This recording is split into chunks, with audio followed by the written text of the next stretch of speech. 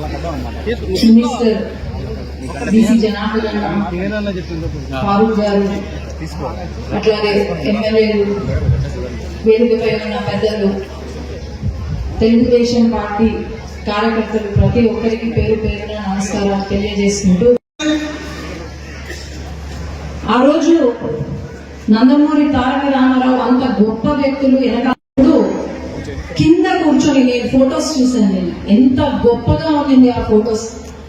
ఆయన అంత పెద్ద ఆయన సభలో స్టేజ్ పైన కింద కూర్చొని ప్రసంగిస్తుంటే ప్రతి ఒక్కరు వెనకాల నాయకులందరూ లేచి చప్పట్లు కొడుతూ ఆయనకు నమస్కారాలు పెడుతూ ఉంటే, ఇంత గొప్ప నాయకులు మన ఆంధ్ర రాష్ట్రం నుంచి వచ్చారంటే అది మనం అందరం కూడా గర్వంగా ఫీల్ అవ్వాలి. అదేవిధంగా ప్రతి సంవత్సరం మనం మహానాడు చేస్తూ ఉన్నాం. కొన్ని సంవత్సరాలు మిస్ అయినా, ఆఖరికి కరోనా సమయంలో కూడా మనం మహానాడు చేశాం. ఈసారి అప్పుడు మహానాడు, ఇప్పుడు వరకు జరిగిన మహానాడు ఒక ఎత్తు అయితే, ఈ సంవత్సరం జరగబోయే మహానాడు ఇంకొక ఎత్తు. ఎందుకంటే ప్రత్యర్థి కంచుకోటను బద్దలు కొట్టబోతున్నాం మనం అందరం. పులివెందులలో మన రాయలసీమ గడ్డ పైన ఈసారి మహానాడు చేస్తున్నారంటే అది మన అందరికీ కూడా చాలా గర్వంగా చెప్పుకునే విషయం. మన ప్రతి ఒక్క రాయలసీమ వాసి మనం ఈ 5 సంవత్సరాలు ఎప్పుడైతే వైఎస్ఆర్ ప్రభుత్వం పాలించిందో అప్పుడు అందరం కూడా కష్టపడ్డాం. ఈ రోజు మన అసెంబ్లీలో సమావేశాలు జరుగుతుంటే, మహానాడు సమావేశాలు, ఎవరో అడ్రస్ లేని వ్యక్తులు కూడా ప్రెస్ మీట్ పెట్టి అసలు ఏం చేసినారో అభివృద్ధి అని ప్రశ్నిస్తున్నారు. అభివృద్ధి సంవత్సరం పాటులో అభివృద్ధి ఏం చేశాము అనేది నేను చెప్పాల్సిన పని లేదు. ఊరూరా ఎవరు అడిగినా చెప్తారు. ఈరోజు వాళ్ళు చేయలేని పనులు మనం చేయగలుగుతున్నాం. విశాఖపట్నం స్టీల్ ప్లాంట్ ప్రైవేటైజేషన్ ని ఆపం. అలాగైతే అసలు క్యాపిటల్ కూడా లేని రాష్ట్రాన్ని ఈ రోజు ప్రధానమంత్రి వచ్చి మనకు నిధులు ఇస్తుంటే, అది కూడా మన నంద్యాలకు సంవత్సరంలో 2000 కోట్ల నిధులు ఈరోజు ఇచ్చారు అంటే మరి అర్థం చేసుకోండి. మనం అందరం కూడా గమనించాల్సిన అవసరం ఏంటంటే, అన్న చెప్పినట్టు, రాజశేఖర్ అన్న చెప్పినట్టు అందరం కూడా ఈ పథకాలను ముందుకు తీసుకెళ్లాలా, ఇది ప్రతి ఒక్కరి పైన ఉంది. అట్లాగే ఈరోజు అభివృద్ధి అనేది అన్ని నియోజకవర్గాల్లో సమానంగా జరుగుతుంది. నియోజకవర్గంలో ఎటువంటి అభివృద్ధి జరగట్లేదు అని లేదు, ప్రతి నియోజకవర్గంలో సమానంగా జరుగుతుంది అని నేను తెలియజేసుకుంటున్నాను.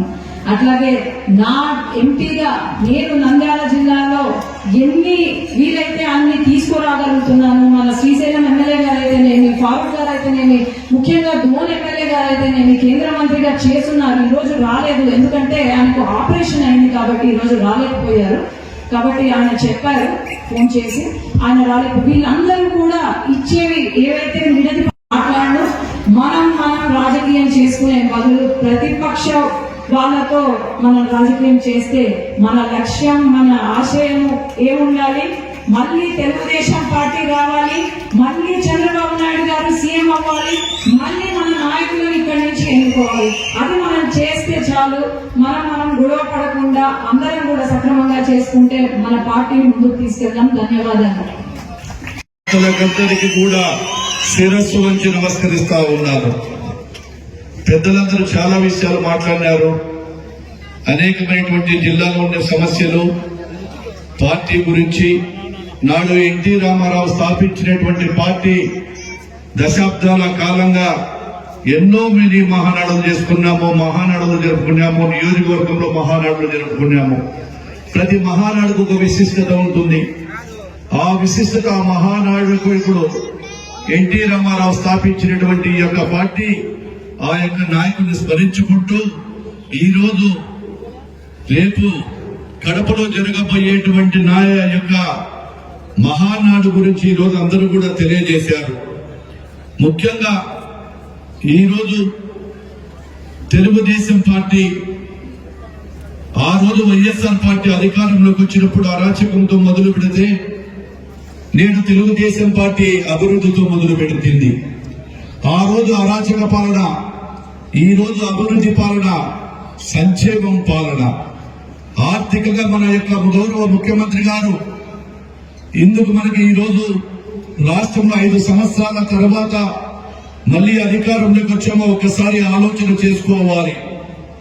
నాడు మన నాయకుడు ఎన్టీఆర్ యొక్క చంద్రబాబు నాయుడు గారు అక్కడ జరిగినటువంటి 5 సంవత్సరాలలో ఎంతో మంది కార్యకర్తలు అందరి త్యాగాల వల్ల వచ్చిందని చెప్పి ఈ రోజు గర్వంగా చెప్తా ఉన్నాం. మీ అందరి త్యాగాలు, వేదిక మీద ఉన్న నాయకులు, ఈ యొక్క ఎన్డీఏ కూటమి అందరి త్యాగాల వల్లనే ఈ రోజు మనము అత్యధిక మెజార్టీలో పరిపాలన గాని, ఈ రోజు మెజార్టీ కూటమికి 164 సీట్లు వచ్చాయంటే అది సామాన్యమైన విషయం కాదని కూడా తెలియజేస్తా ఉన్నాను. మన ముఖ్యమంత్రి గారు చూస్తా ఉన్నాము, రాత్రి పగలు కష్టపడతా ఉన్నారు. అదే విధంగా రాష్ట్రంలో ఆ రోజు ఎప్పుడూ జరగని అంత వయస్సు ఉన్నటువంటి నాయకుడు, అవినీతి లేని నాయకుడు, ఒక్క మచ్చ లేని నాయకుడిని ఆ రోజు తెలియజేసుకుంటున్నాను. అలాగే నాకు ఈ అవకాశం తెలుగుదేశం పార్టీ పుట్టినప్పటి నుంచి ఎన్ని మహానాడు జరిగా అన్ని మహానాడు లేదు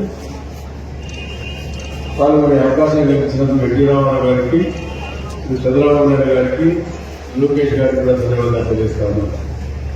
అదేవిధంగా డయాస్ లో చాలా మంది కూర్చున్నారు. వారి తండ్రి గారు నాకు చేశారు, వాళ్ళు నాకు చేస్తున్నారు. అదేవిధంగా చాలా మంది అన్నారు, ఎన్టీ రామారావు గారు చేశారు, చంద్రబాబు చేశారు, లోకేష్ గారు చేశారు. 3 తరాలు రాజకీయాలు ఉన్నారు, 3 తరాలు పెడుతూ కూడా మీరు పనిచేస్తున్నారని చెప్పి చెప్పడం చాలా మందికి నాకు చాలా గౌరవంగా ఉంది. ఎందుకంటే అవకాశం కలిగించి పెట్టించారు ఎన్టీ రామారావు గారు.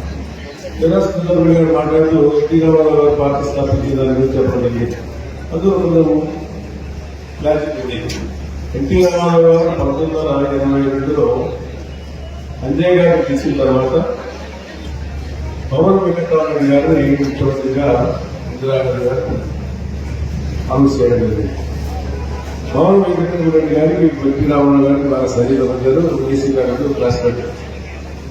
పవన్ వెంకటరామరెడ్డి గారు పోయి స్వయాన్ని ఎన్టీ రామారావు చాలా సూపర్ స్టార్ ఉన్నారు. ఆ టీంలో పోయి నా క్లాస్మేట్ కాబట్టి మీరు నా స్పెలింగ్ సూపర్ స్టార్ ఆయన ఎక్కడ కూర్చోబెట్టాలి, ఆయన కూర్చోబెట్టకుండా ఆయన ప్రోటోకాల్ ప్రకారం గౌరవపడితే గవర్నమెంట్ ప్రోటోకాల్స్ మీద ఆయన మళ్ళీ మాట్లాడాలి. ఆ రకంగా ఆయన ఆ స్ఫూర్తితో రాజకీయాలు వచ్చారు. రాజకీయాలు రావడం పివి మోహన్ రెడ్డి గారు కీర్తిశేషులు బైరెడ్డి పివి మోహన్ రెడ్డి గారు ఆయన ముహూర్తం పెట్టడం, మార్చి 29వ తేదీన పార్టీ తెలుగుదేశం పార్టీ నామకరణం చేసి ఆయన ప్రజల్లో పోవడం జరిగింది. ప్రజల్లో పోవడానికి ఆ రోజు మన స్ఫూర్తి, ఆ రోజు ఎన్టీ రామచంద్ర గారి స్ఫూర్తిని తీసుకుపోయి కార్యక్రమం కీర్తిశేషులు లైబ్రరీ గారు, కీర్తిశేషులు మన ఎంపీ గారు ప్రతి రోజు మన భక్తులు మాట్లాడి ఆ అందరితో మాట్లాడి శనివారం ఆయన ముందుకు వచ్చి అభివృద్ధి కార్యక్రమాలు సమీక్షించేవాడు ఆయన. ఆ రకంగా ఈరోజు అమరావతి కూడా చేయాలని చెప్పి ఇంట్లో తగ్గిస్తే 14 నుంచి 19 మధ్యలో మన మధ్యలో గాలిగాడు వచ్చేవాడు. ఎంత సభ్యతగా గౌరవం మాట్లాడాడు, నా అల్లుడు మాట్లాడాడు. అది పద్ధతి. ఇది ముఖ్యమంత్రి మాట్లాడే పద్ధతి, ఈ ఉచ్చారణ ఏ రకంగా ఉంది, ఈ భాష ఏ రకంగా ఉంది. ఎన్నిళ్ళు ముఖ్యమంత్రిగా ఉన్నప్పుడు చంద్రబాబు నాయుడు గారేమో బంగాళాఖాతంలో కలుపుతారట, లేకపోతే ఎన్నికలు వెళ్ళిపోమంటారు. ఏంటి భాష ఎన్నికలు వెళ్ళాలంటే ఏమి ఎన్నికలు వెళ్ళాలి, ప్రజలు ఏమనుకుంటారు దాని గురించి. ముఖ్యమంత్రి గారు ఏమైనా చేశారా? కడప జిల్లాలో శాంతి కార్యక్రమాలు కట్టారు, హౌస్ కట్టారు. చంద్రబాబు నాయుడు గారు 10 లక్షలు ఇచ్చారు.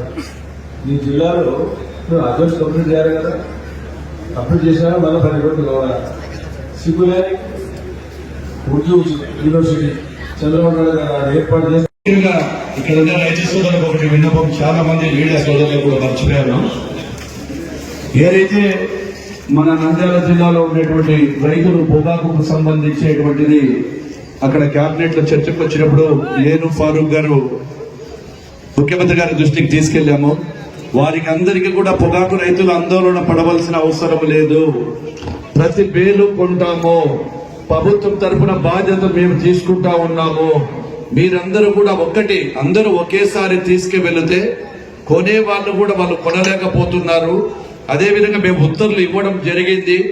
దాని మీద వ్యవసాయ శాఖ అధికారి కూడా ఏవైతే పొగాకు కంపెనీలు ఉన్నాయో ఆ పొగాకు కంపెనీలందరినీ కూడా పిలిపించి వారు కూడా ఖచ్చితంగా కొంటామని చెప్పడం జరిగింది. కాబట్టి ఇక్కడ ఒకటే మన వాళ్ళందరూ చాలా మంది కూడా వచ్చేది, ఒక్కట నాణ్యమైన పొగాకు లేకుండా వాళ్ళకు కొనడానికి వీలు కానిటువంటి పొగాకు తీస్తే కొద్దిగా ఇబ్బంది పడతారు.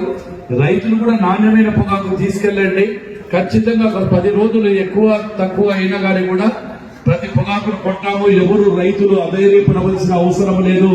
కాబట్టి ఇక్కడ వచ్చినటువంటి రైతు సోదరులకు అందరికీ కూడా ప్రతి గ్రామంలో తెలియజేయాలని, ముఖ్యంగా పత్రికా విలేకరులకు కూడా దీనిని పత్రికల ద్వారా ప్రచారం చేయాలని చెప్పి సోదరులు పత్రికా విలేకరులు కొడతా ఉన్నాం.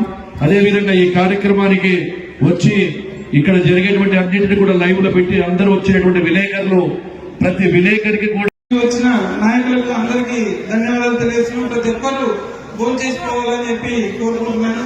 ముఖ్యంగా ఫిరోజ్ గారు వాళ్ళ అందరి గ్రూప్ అందరి నిన్నటి నుంచి ఇక్కడ ఉండి బాగా ఏర్పాట్లు చూసుకున్నారు. చాలా థ్యాంక్స్.